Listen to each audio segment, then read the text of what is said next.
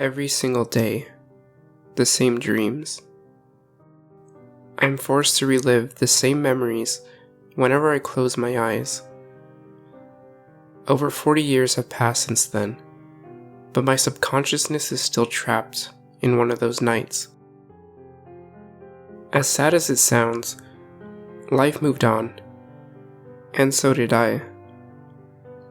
As much as I could call it moving on, after all, my life's mission was to do away with the source of my problems, to do away with the man made from mist. Or so I thought. I've clamored for a chance to take my vengeance on him for so long. The things I've done to get where I needed to would have driven a lesser man insane. I knew this and pushed through. Yet when the opportunity presented itself, I couldn't do it. An additional set of terrors wormed its way into my mind. A trio of demons, aptly called remorse, guilt, and regret. I've tried my best to wrestle control away from these internal forces, but in the end, as always, I've proven to be too weak. Unable to accomplish the single-minded goal I've devoted my life to, I let him go. In that fateful moment, it felt like I had done the right thing by letting him go. I felt a weight lifted off my chest. Now, with the clarity of hindsight, I'm no longer sure about that.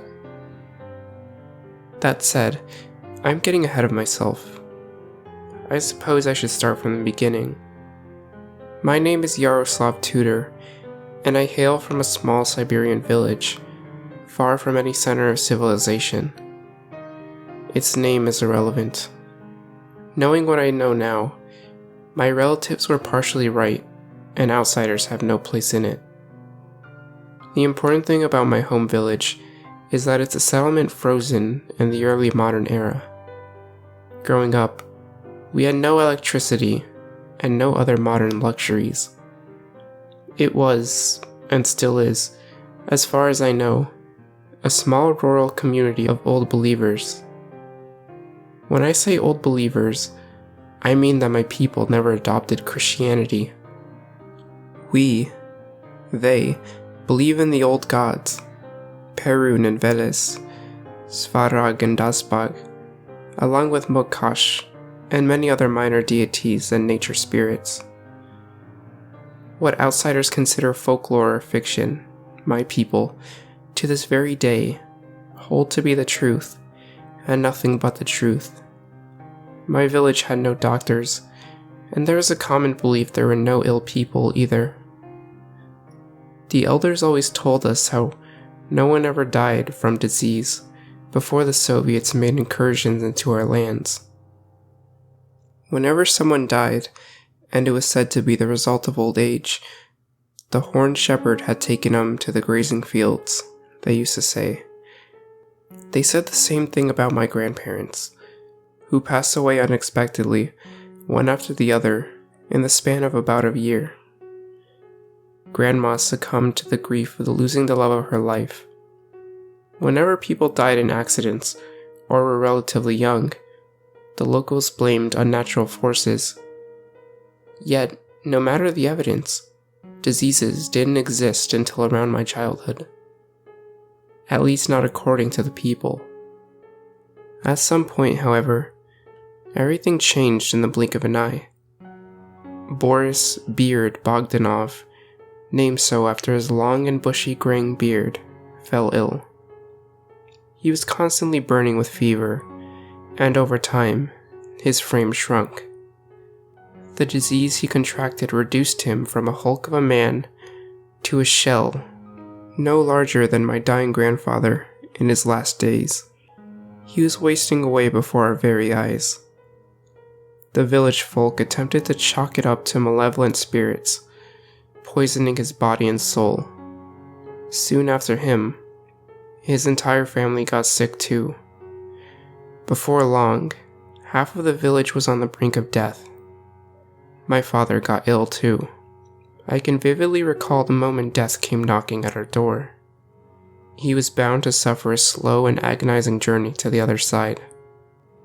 It was a chilly spring night when I woke up, feeling the breeze enter and penetrate our home. That night, the darkness seemed to be bleaker than ever before. It was so dark that I couldn't even see my hand in front of my face.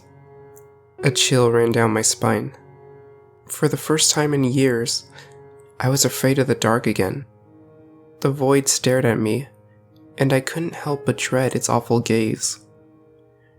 At 11 years old, I nearly pissed myself again just by looking around my bedroom and being unable to see anything. I was blind with fear. At that moment, I was blind. The nothingness swallowed my eyes all around me, and I wish it had stayed that way. I wish I never looked toward my parents' bed. The second I laid my eyes on my sleeping parents, reality took any semblance of innocence away from me. The unbearable weight of realization collapsed onto my infantile little body, dropping me to my knees with a startle. The animal instinct inside ordered my mouth to open, but no sound came. With my eyes transfixed on the sinister scene, I remained eerily quiet, gasping for air and holding back frightful tears. Every tall tale, every legend, every child's story I had grown out of by that point came back to haunt my psyche on that one fateful night. All of this turned out to be true. As I sat there, on my knees, holding on to dear life, a silhouette made of barely visible mist crouched over my sleeping father. Its head pressed against father's neck, teeth sunk firmly into his arteries. The silhouette was eating away at my father. I could see this much, even though it was practically impossible to see anything else. As if the silhouette has some sort of malignant luminance about it, the demon wanted to be seen. I must have made enough noise to divert its attention away from its meal, because it turned to me and strained itself out into this tall, serpentine, and barely visible shadow caricature of a human. Its limbs were so long enough to drag across the floor. Its features were barely distinguishable from the mist surrounding it. The thing was nearly invisible, only enough to inflict the terror it wanted to inflict its victims with. The piercing stare of its blood-red eyes kept me paralyzed in place as a wide smile formed across its face. Crimson-stained, razor-sharp teeth peeked from behind its ashen-gray lips, and a long tongue hung loosely between its jaws. The image of that thing has burnt itself into my mind from the moment we met. The devil placed a bony, clawed finger on its lips, signaling for me to keep my silence. Stricken with mortifying fear, I could not object, nor resist. With tears streaming down my cheeks, I did all I could. I nodded. The thing vanished into the darkness, crawling away into the night. Exhausted and aching across my entire body, I barely pulled myself upright once it left, still deep within the embrace of petrifying fear. It took all I had left to crawl back to bed, but I couldn't sleep. The image of the bloodied silhouette made from a mist and my father's vitality clawed my eyes open every time I dared close them. The next morning, father was already sick, burning with fever. I knew what had caused it, but I wouldn't dare speak up. I knew that if I had sounded the alarm on the man made from mist, the locals would have accused me of being the monster myself. The idea around my village was, if you were old enough to work the household farm, you were an adult man. If you were an adult, you were old enough to protect your family. Me being unable to fight off the evil creature harming my parent meant I was cooperating with it, or was the source of said evil.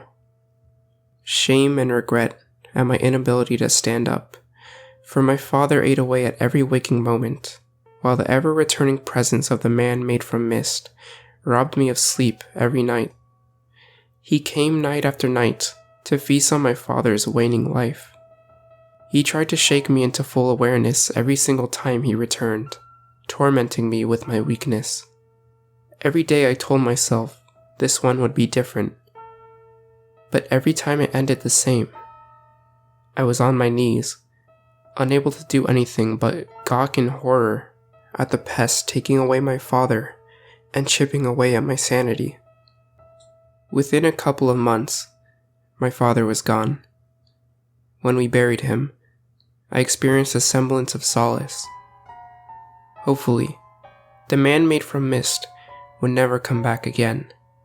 Wishing him to be satisfied with what he had taken away from me, I was too quick to jump to my conclusion. This world is cruel by nature, and as per the laws of the wild, a predator has no mercy on its prey while it starves. My tormentor would return to take away from me so long as it felt the need to satiate its hunger. Before long, I woke up once more in the middle of the night. It was cold for the summer. Too cold. Dreadful thoughts flooded my mind. Fearing for the worst, I jerked my head to look at my mother. Thankfully, she was alone, sound asleep, but I couldn't ease my mind away from the possibility that he had returned. I hadn't slept that night. In fact, I haven't slept right since. Never. The next morning, I woke up to an ailing mother. She was burning with fever, and I was right to fear for the worst. He was there the previous night, and he was going to take my mother away from me. I stayed up every night since to watch over my mother, mustering every ounce of courage I could to confront the nocturnal beast haunting my life. It never returned. Instead, it left me to watch as my mother withered away to disease like a mad dog. The fever got progressively worse, and she was losing all color. In a matter of days, it took away her ability to move, speak, and eventually reason. I had to watch as my mother withered away, barking and clawing at the air. She recoiled every time I offered her water, and attempted to bite into me whenever I would get too close. The furious stage lasted about a week, before she slipped into a deep slumber, and, after 3 days of sleep, she perished. A skeletal, pale, gaunt husk remained of what was once my mother. While I watched an evil, malevolent force tear my family to shreds, my entire world seemed to be engulfed by its flames. By the time Mother succumbed to her condition, more than half of the villagers were dead. The Soviets incurred into our lands. They wore alien suits as they took away whatever healthy children they could find, myself included. I fought and struggled to stay in the village, but they overpowered me. Proper adults had to restrain me so they could take me away from this hell and into the heart of civilization. After the authorities had placed me in an orphanage, the outside world forcefully enlightened me. It took years, but eventually, I figured out how to blend with the city folk. They could never fix the so-called trauma of what I had to endure. There was nothing they could do to mold the broken into a healthy adult. The damage had been too great for my wounds to heal. I adjusted to my new life, and was driven by a lifelong goal to avenge whatever had taken my life away from me. I ended up dedicating my life to figuring out how to eradicate the disease that had taken everything from me, after overhearing how an ancient strain of Siberian anthrax reanimated and wiped out about half of my home village. They excused the bite marks on people's necks as infected sores. It took me a long time, but I've gotten myself where I needed to be. The Soviets were right to call it a disease, but it wasn't anthrax that had decimated my home village and taken my parents' lives. It was something far worse. An untreatable condition that turns humans into hematophagic corpses, somewhere between the living and the dead. Fortunately, the only means of treatment seemed to be the termination of the remaining processes vital to sustaining the life in the afflicted. It's an understanding I came to after having long years of research under, oftentimes illegal, circumstances. The initial idea came about after a particularly nasty dream about my mother's last days. In my dream, she rose from her bed and fell on all fours. Frothing from the mouth, she coughed and barked simultaneously. Moving awkwardly on all four, she crawled across the floor toward me. With her hands clawing at my bedsheets, she pulled herself upwards and screeched in my face, letting out a terrible sound between a shrill cry and a cough. Eyes wide with delirious agitation, her face lunged at me, attempting to bite whatever she could. I cowered away under my sheets, trying to weather the rabid storm. Eventually, she clasped her jaws around my arm, and the pain of my dream jolted me awake. Covered in cold sweat and nearly hyperventilating, that's where I had my eureka moment. I was a medical student at the time. This seemed like something that fit neatly into my field of expertise, virology. Straining my mind for more than a couple of minutes, conjured an image of a rabies-like condition that afflicted those who the man made from mist attacked. Those who didn't survive anyway. 9 out of the 10 of the afflicted perished. The remaining one seemed to slip into a death-like coma before awakening changed. And this condition changes the person into something that can hardly be considered living, technically. In a way, those who survive the initial infection are, practically, as I've said before, the walking dead. Now, I don't want this to sound occult or supernatural. No. All of this is biologically viable, albeit incredibly unusual for the Tetrapoda superclass. If anything, the condition turns the afflicted into a human-shaped leech of sorts. While I might have presented the afflicted to survive the initial stage of the infected as an infallible superhuman predator, they are, in fact, maladapted to cohabitate with their prey in this day and age. That is us. Ignoring the obvious need to consume blood and, to a lesser extent, certain amounts of living flesh, this virus inadvertently mimics certain symptoms of a tuberculosis infection, at least outwardly. That is exactly how I've been able to find test subjects for my study. Hearing about death row inmates who matched the profile of advanced tuberculosis patients but had somehow committed heinous crimes, including cannibalism.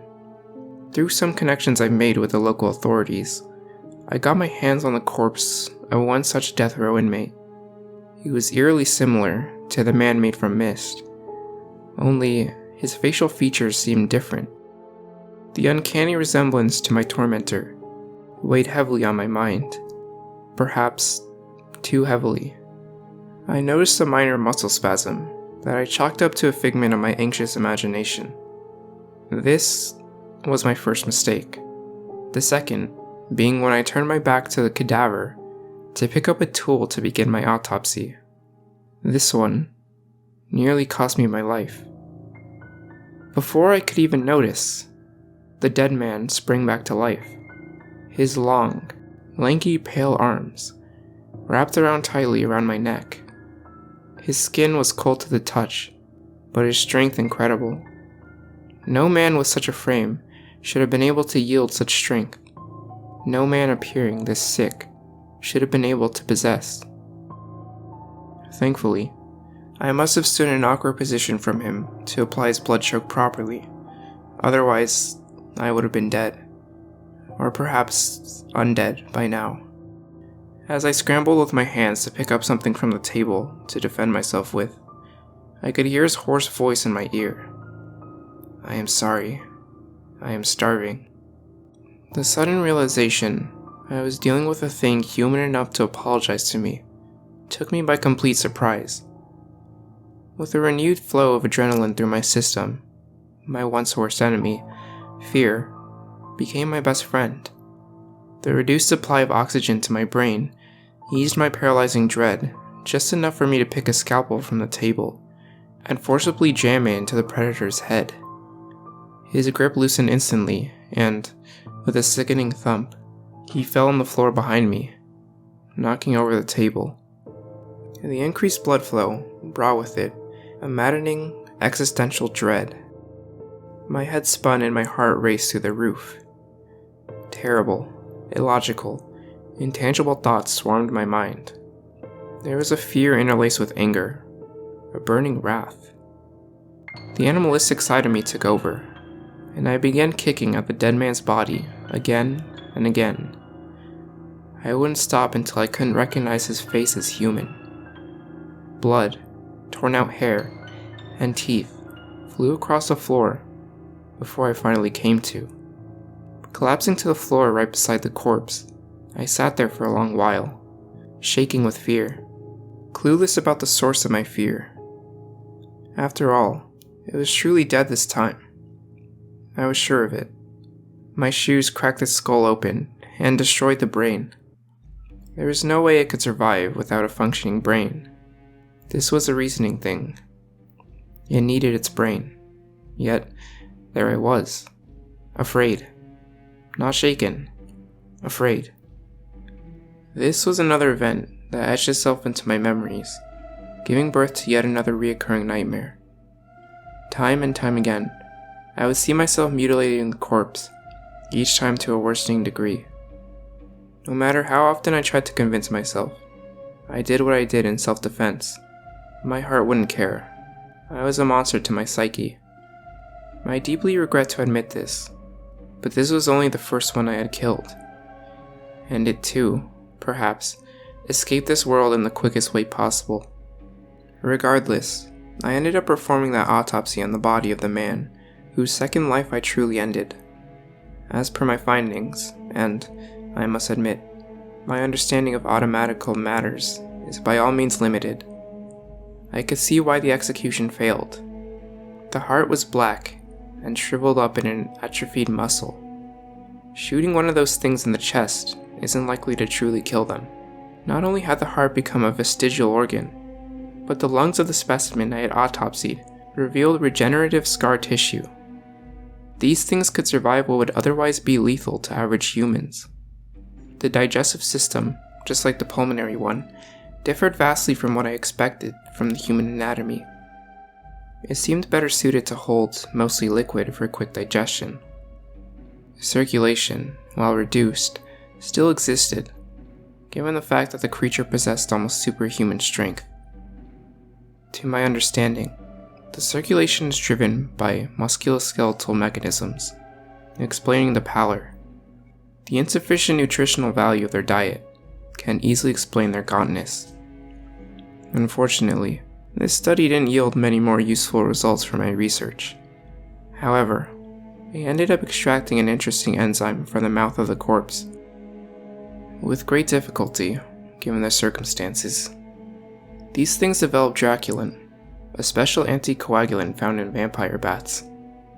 As much as I'd hate to call these unfortunate creatures vampires, this is exactly what they are.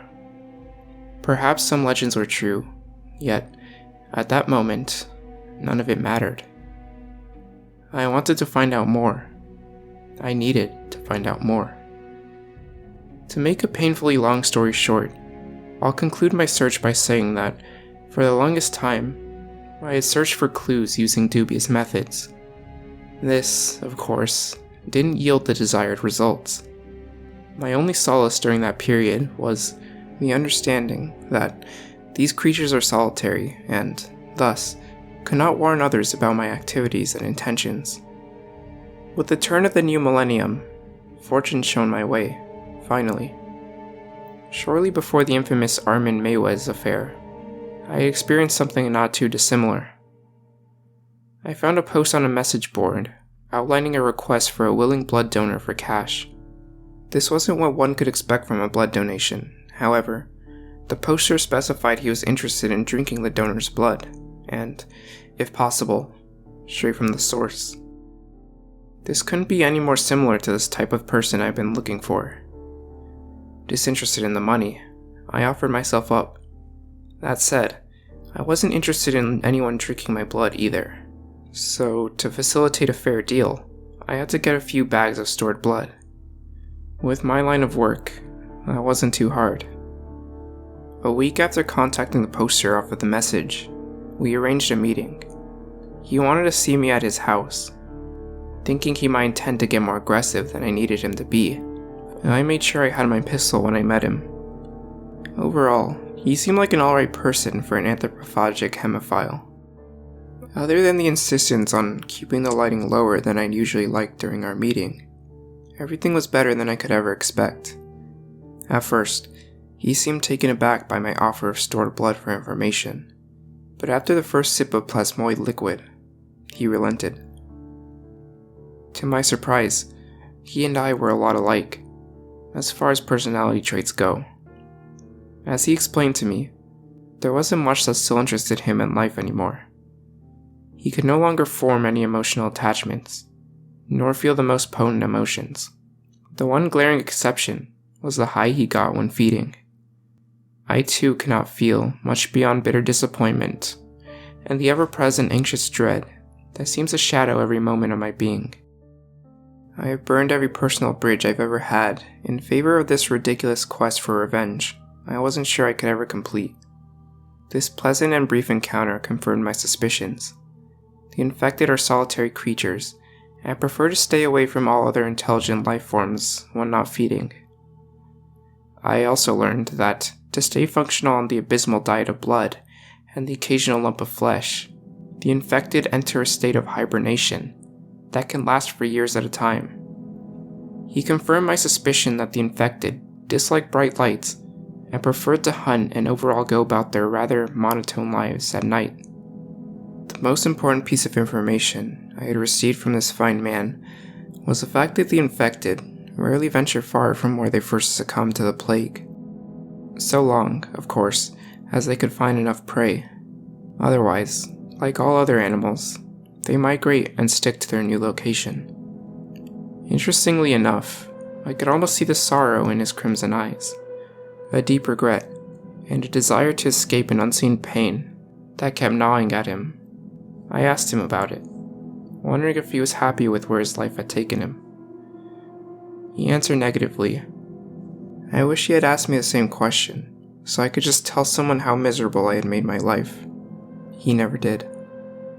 But I'm sure he saw his reflection in me. He was certainly bright enough to tell as much.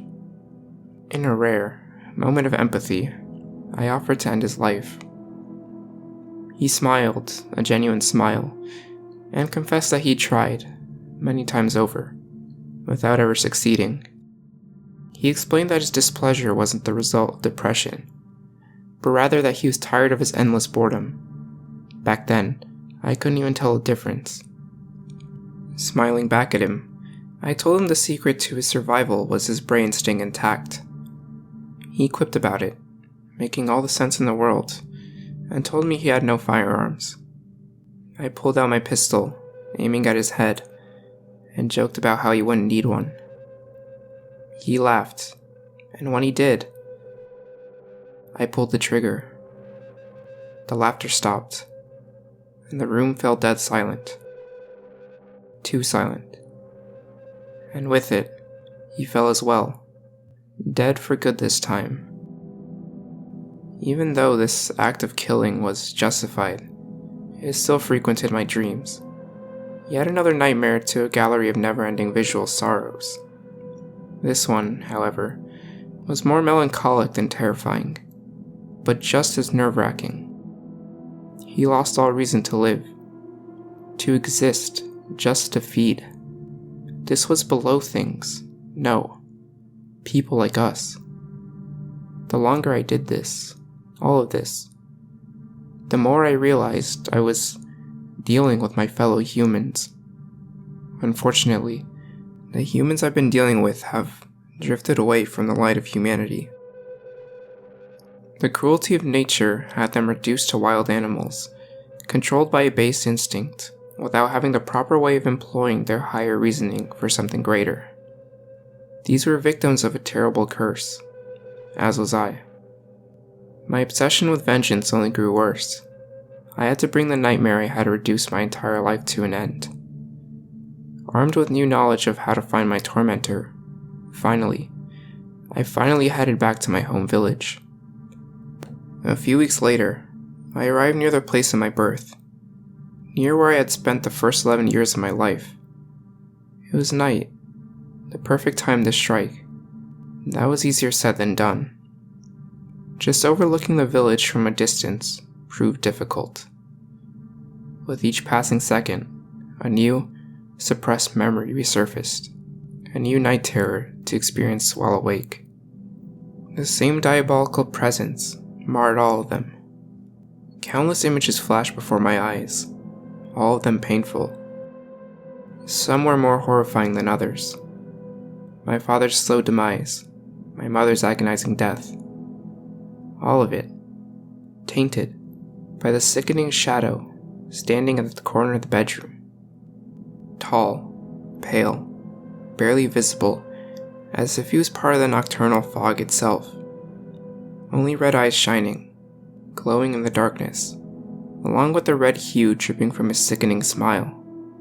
Bitter, angry, hurting, and afraid, I lost myself in my thoughts. My body knew where to find him. However, we were bound by a red thread of fate. Somehow, from that first day, when he made me his plaything, he ended up tying our destinies together. I could probably smell the stench of iron surrounding him. I was fuming, ready to incinerate his body into ash and scatter it into the nearest river. Worst of all was the knowledge I shouldn't look for anyone in the village, lest I infect them with some disease they never encountered before. It could potentially kill them all. I wouldn't be any better than him if I had let such a thing happen. My inability to reunite with any surviving neighbors and relatives hurt so much that I can't even put it into words. All of that seemed to fade away once I found his motionless cadaver resting soundly in the den by the cemetery. How cliché. The undead dwelling in burial grounds. In that moment, bereft of his serpentine charm, everything seemed so different from what I remembered. He wasn't that tall. He wasn't much bigger than I was when he took everything from me. I almost felt dizzy, realizing he wasn't even an adult, probably. My memories have tricked me. Everything seemed so bizarre and unreal at that moment. I was once again a lost child, once again confronted by a monster that existed only in my imagination. I trained my pistol on his death-like form, yet, in that moment, when our roles were reversed, when he suddenly became a helpless child, I was a man made from mist. When I had all the power in the world, and he lay at my feet, unable to do anything to protect himself from my cruelty, I couldn't do it. I couldn't shoot him. I couldn't do it because I knew it wouldn't help me. It wouldn't bring my family back. Killing him wouldn't fix me or restore the humanity I gave up on. It wouldn't even make me feel any better. There was no point at all. I wouldn't feel any better if I put that bullet in him. Watching that pathetic carcass, I realized how little all of that mattered. My neighbors wouldn't end, and the anxiety and hatred would not go away. There was nothing that could ever heal my wounds. I will suffer from them so long as I am human. As much as I hate to admit it, I pitied him in that moment. As I've said, letting him go was a mistake. Maybe if I went through with my plan, I wouldn't end up where I am now. Instead of taking his life, I took some of his flesh. I cut off a little piece of his calf. He didn't even budge when my knife sliced through his pale leg like butter. This was a Pyrrhic victory I had to have over him. A foolish and animalistic display of dominance over the person whose shadow dominated my entire life. That wasn't the only reason I did what I did. I took a part of him just in case I could no longer bear the weight of my 3 demons. Knowing people like him do not feel the most intense emotions, I was hoping for a quick and permanent solution, should the need arise. Things did eventually spiral out of control. My sanity was waning and, with it, the will to keep on living. But, instead of shooting myself, I ate the piece of him that I kept stored in my fridge. I did so with the expectation of the disease killing my overstressed immune system and, eventually, me. Sadly, there are very few permanent solutions in this world, and fewer quick ones that yield the desired outcomes. I did not die, technically. Instead, the man made from mist was reborn. At first, everything seemed so much better, sharper, clearer, and far more exciting. But for how long will such a state remain exciting, when it's the default state of being? After a while, everything started losing its color, to the point of everlasting bleakness. Even my memories aren't as vivid as they used to be, and the nightmares no longer have any impact. They are merely pictures moving in a sea of thought. With that said, life isn't much better now than it was before. I don't hurt. I don't feel almost at all. The only time I ever feel anything is whenever I sink my teeth into the neck of some unsuspecting drunk. My days are mostly monochrome gray, with the occasional streak of red, but that's not nearly enough. Unfortunately, I lost my pistol at some point, so I don't have any way out of this tunnel of mist. It's not all bad. I just wish my nightmares would sting a little again. Otherwise, what is the point of dwelling on every mistake you've ever committed? What is the point of a tragedy if it cannot bring you to the catharsis of sorrow? What is the point in reliving every blood-soaked nightmare that has ever plagued your mind if they never bring any feelings of pain or joy? Is there even a point behind a recollection that carries no weight? There is none. Everything I've ever wanted is within reach, yet whenever I extend my hand to grasp at something, anything, it all seems to drift away from me. And now, only now, once the boredom that shadows my every move has finally exhausted me, now that I am completely absorbed by this unrelenting, impenetrable and bottomless sensation of emptiness, this longing for something, anything, I can say I truly understand what horror is. I can say without a shadow of a doubt that the man made from mist isn't me, nor any other person, or even a creature. No, the man made from mist is the embodiment of pure horror, of fear. One so bizarre and malignant, it exists only to torment those afflicted with sentience.